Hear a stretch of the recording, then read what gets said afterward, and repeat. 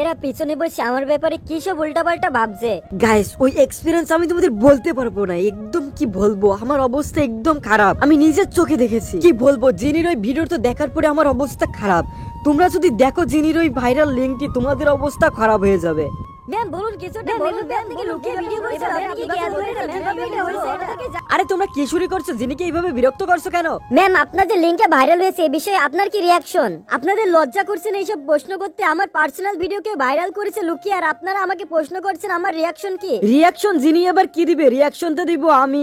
ইসরে দাঁড়া রাকিবের বাচ্চা, এখান থেকে সবথেকে খুশি তুই হয়েছিস। আমার মনে হয় তুই এই লিংকটা ভাইরাল করেছিস। আর ভাইরাল ভিডিওটার বিষয়ে তুই এত কিভাবে জানলি? এমন তো নয় যে আমি যখন কাপড় চেঞ্জ করছিলাম তুই এই ভিডিওটা করছিস। জিনি তুমি এইভাবে মুখটা লুকিয়ে আছো কেন? বন্ধুরা জিনিস সাথে খুব খারাপ একটা হয়ে গেছে। যিনি যখন কাপড় চেঞ্জ করছিল কেউ একটা ভিডিও করে লিংক ভাইরাল করে দিয়েছে। কি হয়েছে দেখতে পারবা পার্ট 2 তে। পার্ট 2 দেখার জন্য ভিডিওতে লাইক করে দাও। ও চাচা, এই মোমো কি আমাকে একটা ফ্রি দিবেন? আরে ভিখারির বাচ্চা খেলি কেন, তাড়াতাড়ি মুখ থেকে বের কর। আরে ছেলেটা মনে হয় অনেক গরিব, আমাকে ওকে হেল্প করা দরকার। চাচা ওকে খেতে দেন, আমি ওর টাকা দিয়ে দিচ্ছি। আরে এই মেয়েটা কত ভালো।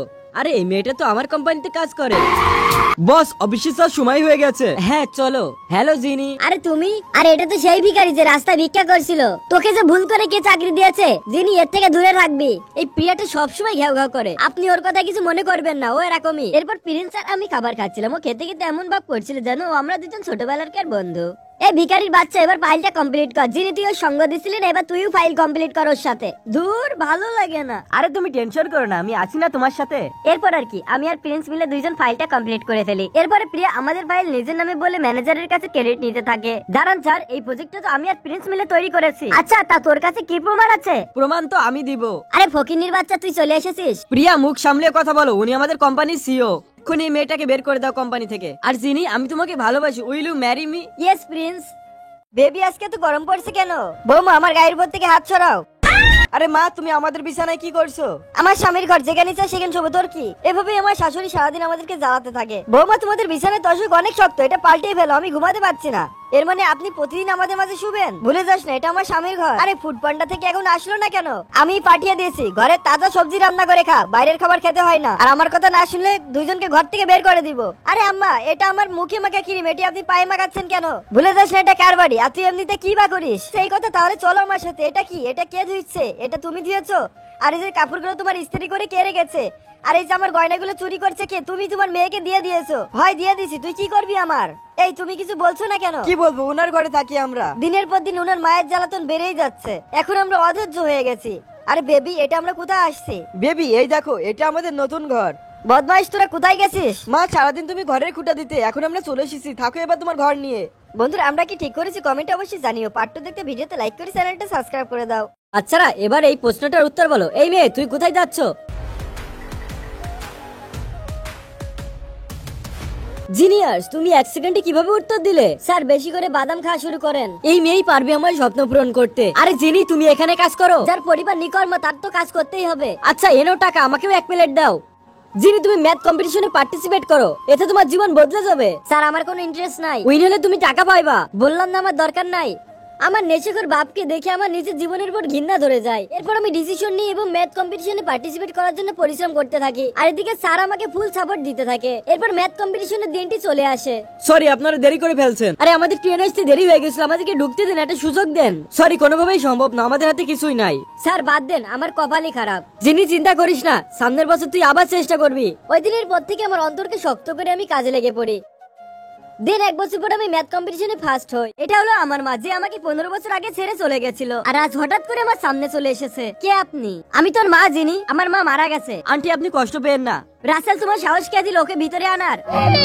স্যার আমার বাচ্চার উপর তোর কোনো অধিকার নাই। সেই কথা মনে আছে যেদিন আমি অনেক ছোট ছিলাম, আমি অনেক কান্না করছিলাম, তারপরেও তুই আমাকে ছেড়ে তোর নতুন হাজবেন্ডের কাছে চলে গেছিলি। যিনি তোমার বাচ্চাটা কাঁদছে, আমার কাছে দাও, আমার কাছে দিলে কান্না থেমে যাবে। চুপ কর মা, তোকে আমার মা বলতেও ঘৃণা করে। ও বুঝতে পারছি, তোর মনে হয় দ্বিতীয় হাজবেন্ড তোকে তালাক দিয়ে দিয়েছে, তাই না? এই জন্য এখন আমার কাছে এসেছিস, তাই না? যিনি মা আমাকে মাফ করে দে। ছাড় আমার হাত, তুই আমাকে 5 বছর মানুষ করেছিস, এই নে তার টাকা, দূর হয়ে যা। জিনি, তোমার আম্মু কিছুই নিয়ে যায়নি, দেখো আর বাচ্চার জন্য আরো মিল্কশেক নিয়ে গেছে। বন্ধুরা এরপর আমি মায়ের ব্যাগ থেকে মায়ের ডায়েরি পাই। ডায়েরিটা পড়ার পরে আমার চোখে জল চলে আসে। মূলত মা দ্বিতীয় বিয়ে করেনি, মা শহরে গেছিল আমাদেরকে মানুষ করার জন্য, ইনকাম করার জন্য।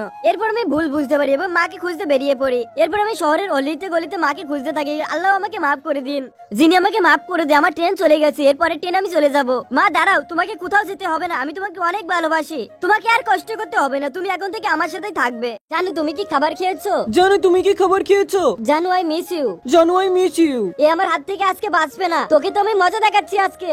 আরে বলো দেটা আমার মুখে মাখা কিরিন, তুই পায়ে লাগাচ্ছিস কেন? তোরে আজকে ছাড়বো না আমি। বন্ধুরা ও আমার ভাই, ও আমাকে সবসময় জ্বালাতন করতেই থাকে। ভাই ছুরিটা কোথায় জানিস? আমি আপেলটা কাটবো। দাঁড়া, পাটা পরিষ্কার করে দিতেছি। এই দেখ আমার পাটা কত চকচক করছে। আরে এটা তো ওই চাকু যেটা তো আমি প্রতিদিন আপেল ছুঁড়ে খেতাম। এর মানে তুই এই চাকুটা দিয়ে পা পরিষ্কার করিস? আরে এই যে তোয়ালেটা না, এটাতে তো আমি মাঝে মাঝে নাকু পরিষ্কার করে থাকি। রাকিব আজকে তো তুই একদমই বাঁচবি না, থেকে অনেক ভালো। আজকে আমার বিয়ে। ভাই তুই এত সিরিয়াস মোমেন্টে উদাস বসে আছিস কেন? অন্যদিন তো আমার পিছনে লেগেই থাকিস, আজকে তো আমি চলে যাব। তুই চলে যা, তাতে আমার কি? ও তো এমনিতেই অ্যাক্টিং করছিল, ও আমাকে কোলে তুলে গাড়ি পর্যন্ত পৌঁছে দেয়, কিন্তু এরপরে আমার দরজাই বন্ধ করতে দিচ্ছিল না গাড়ির। এটা দেখে তো আমি অনেক কষ্ট পাই। বন্ধুরা তোমরা তোমার ভাইকে কত ভালোবাসো কমেন্টে জানিয়ে যেও। সরি টিচার এইভাবে ঢুকার জন্য। তুমি কোন ক্লাসের স্টুডেন্ট? বেরিয়ে যাও এখান থেকে। বস বস, ওই যে ওই মেয়েটা, আমি তোমাকে কখন থেকে খুঁজতেছি। তুমি এই ক্লাসে পড়ো? রাসেল, আজকে তোমাকে আমাদের থেকে কেউ বাঁচাতে পারবে না। আরে ছেলেটা তো বিপদে পড়ে, চোখে আমাকে বাঁচাতে হবে। আরে পুলিশ আসছে। তুমি ঠিক আছো? তোমার তো চোট লেগেছে। একে তো আমি তোমাকে বাঁচালাম, আমার সাথে কথা না বলেই চলে যাচ্ছ। ও তোমার নাম তানিয়া? আমাদের পরে দেখা হবে। থ্যাংক ইউ ভাবিজি। এইবার প্রশ্ন অনেক কঠিন হয়েছে, ভালো করে পরীক্ষা দাও। তানিয়া প্লিজ বলে দাও। তুমি ওই রাসেলের থেকে দূরে থাকো। স্যার রাসেলকে তো আমি পছন্দ করি। তুমি ক্লাস টপার আর ও তো নকল করে পাস করে। বাচ্চারা পরীক্ষার সময় শেষ হয়েছে, তাড়াতাড়ি তোমরা খাতা জমা দাও। আরে আমার লেখা তো এখনো শেষ হয়নি, তুমি অনেক দেরি করেছো, তোমার খাতা জমা নিব না। স্যার আপনি কি তানিয়ার রোল জানেন? না কেন? আচ্ছা এই নাও তানিয়া, তাড়াতাড়ি পালাও। ছাড়ো আমার হাত, তোমাকে পরের পরীক্ষায় নকল না করে পাস করতে হবে, নয়তো আমাদের সম্পর্ক এখানেই শেষ। এরপর আর কি, রাসেল অনেক মেহনত করে এবং পরীক্ষায় পাস করে যায়। আজকে আমার ওয়াইফের মৃত্যু হয়ে গেছে। স্যার এই নেন আপনার অর্ডার। ও মাই গড, একে তো একদম আমার জিনির মতন দেখতে। হ্যালো স্যার, আমার নাম 98724। আজ থেকে তোমার নাম জিনি এবং তুমি আমার স্ত্রী। ঠিক আছে বেবি। এগুলো রাখো, আমি কাজ করে নিব, তুমি টিভি দেখো। ওই তাড়াতাড়ি তোর কাছে যা কিছু আছে টাকা পয়সা সব দিয়ে দে। জিনি তাড়াতাড়ি ভাগো আমার সাথে। দাঁড়া, পালাচ্ছিস কোথায়? তুই আমার স্বামীকে মারবি? দাঁড়া মজা দেখাচ্ছি। বেবি, অফিসে কাউকে বলবা না যে তুমি একটা রোবট। শোনো, ও আমার স্ত্রী, ও তোমাদের সাথে কাজ করবে। এর তো 12টা বাজাতেই হবে। এই ফাইলটা সামারি তাড়াতাড়ি বানাও। তুমি এত তাড়াতাড়ি কিভাবে করলে? জিনির আইকিউ লেভেল অনেক ফাস্ট। এর তো একটা ব্যবস্থা নিতেই হবে। ভাই তোকে একটা ছবি পাঠিয়েছি, ওকে উঠিয়ে নে। আরে তুমি এখানে? ভাই তুই কাকে উঠাইছিস? কেন, তুই ছবিতে যাকে দেখেছিস? আরে বুদ্ধু, ওটা আমার বস। আমার স্বামীর সাথে কি করেছো তুমি? আরে তুমি একটা রোবট, ছেড়ে দাও আমার স্বামীকে। চলে যা, নয়তো মেরে চাটনি বানিয়ে দিব। বেবি আমি অনেক ভয় পেয়ে গেছিলাম, তোমার কিছু হয়নি তো? তুমি থাকতে আমার কিছুই হবে না। বলো কি নিবে তুমি? সবাই ভালো করে খোঁজো ওই মেয়েটাকে। আরে ওই দেখো ওই মেয়েটা। আরে কারা তোমরা? প্রিন্স বস আমাদেরকে পাঠিয়েছে তোমাকে কিডন্যাপ করার জন্য। আমরা তোমাকে কিডন্যাপ করতে এসেছি। এই তাড়াতাড়ি কিডন্যাপ করো। সাহস থাকলে গায়ে হাত দিয়ে দেখা, তোর পটি এখানে বের করে না দিলে আমার নাম জিনি না। আরে আরে তোমরা তাড়াতাড়ি আসো। আরে আরে তাড়াতাড়ি চলো, জিনিকে বাঁচাও, এদেরকে মারো, সবাই এদেরকে মারো, এদের আচ্ছা মতন মারো। দাদু আরো জোরে মারো। তাড়াতাড়ি যাও তোমরা। আরে এটা কি করছো? ছাড়ো আমাকে, একবার ছেড়ে দাও, দেখো তোমাদের পটি বের করে দিব। আরে এটা মেয়ে মানুষ নাকি কার্টুন?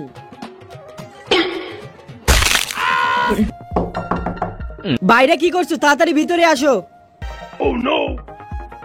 আরে তুই?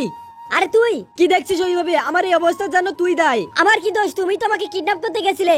বস আপনার তো দেখাশোনা করার জন্য একটা মেয়ে দরকার, যিনিকে কাজে রেখে দেই। ঠিক আছে রাখো। বন্ধুরা এরপর কি হলো দেখতে পারবা পার্ট 2 তে। পার্ট 2 আপলোড দেওয়া হয়ে গেছে, চ্যানেল থেকে দেখে আসো।